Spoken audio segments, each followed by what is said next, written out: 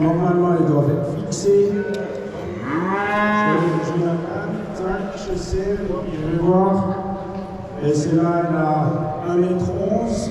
Ce serait un peu petit pour une vache adulte. Nous avons sur la Highland, la hauteur au garrot idéale, c'est 1m16. Mais entre 1m13 et 1m19, c'est dans le but de race. Après, nous avons une autre mesure, c'est la longueur du bassin.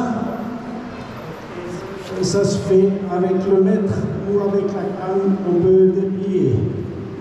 Et la troisième mesure, c'est la largeur aux manches. Et puis, il y a la profondeur de la poitrine qui se mesure à ce niveau-là. Et puis maintenant, concrètement, pour la Highland, et encore une autre race, les Galloway, on a la description du type race. Les autres races, ça n'a pas d'importance.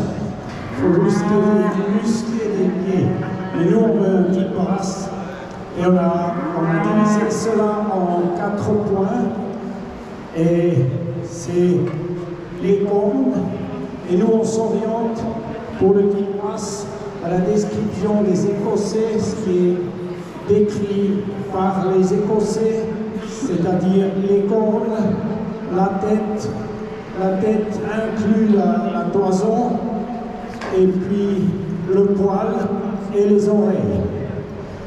Et ces 4 critères peuvent être -2, -1, neutre, +1, +2.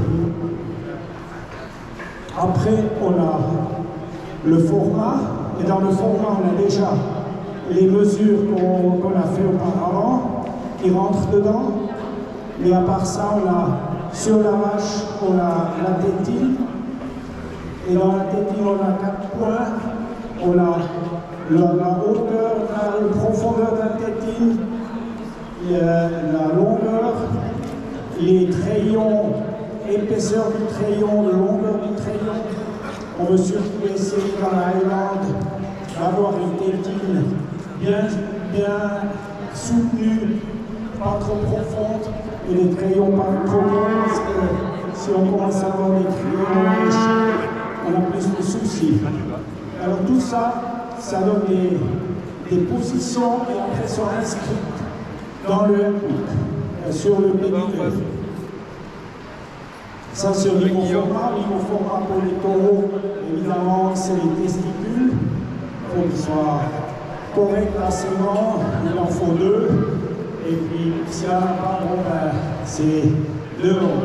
Encore une spécificité au niveau des oreilles, on a les crop ears, les oreilles effilochées. Et là, dans les taureaux, on fait un test génétique. Et les taureaux qui sont porteurs, ils ne sont pas acceptés au handbook. Après, on arrive au niveau de la musculature. Peut-être encore, dans le format, on peut avoir plusieurs défauts qu'on va voir spécifiquement. Je vous dis par exemple, un point, c'est l'ichion serré, puisque surtout maintenant en France, les Limousins ils sont très regardants sur les ischions, puisqu'ils disent les ischions serrés, ils ont les difficultés de vélage. Et large, c'est une facilité de vélage. Après, on arrive donc à la musculature, et là aussi, toutes les races sont décrites, mais on a des spécificités dans les races rustiques. On demande moins de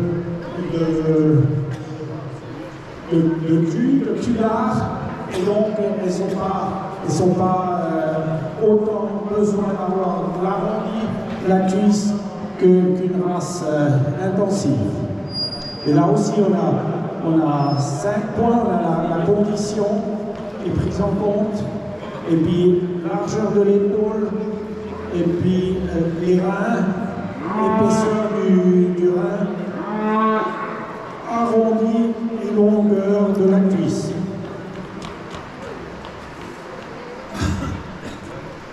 Et finalement, la quatrième position, c'est les membres. Et dans les membres, on a à nouveau 5 points. C'est l'épaisseur de l'os.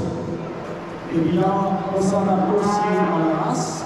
Les charolaises, elles peuvent avoir plus d'os pour être au centre, par exemple une blonde, et puis la Highland est un peu au milieu, et puis évidemment, comme expert, il faut toujours s'adapter à ces critères spécifiques de la race.